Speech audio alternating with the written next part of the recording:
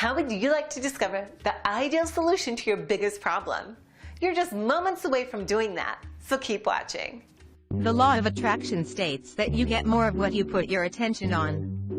When you're overweight, your attention is focused on weight, fat, food, diets, and calories.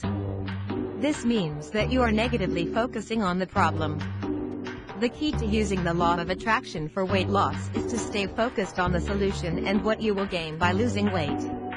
Instead of focusing on what you have to give up, focus on what you are going to gain by losing weight. To make it real, you must align your daily actions with your intention to lose weight. You do this by creating a daily plan of healthy living that is sustainable for life. You need to think of lifestyle change and not fat, food, weight, calories, or diet.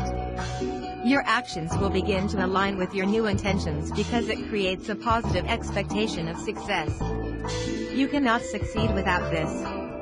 You must be an energetic match for what you are seeking, so act as if you have already manifested energetic match. Think and act like the thin person you want to be. Download our report below to shortcut and accelerate your law of attraction for weight loss.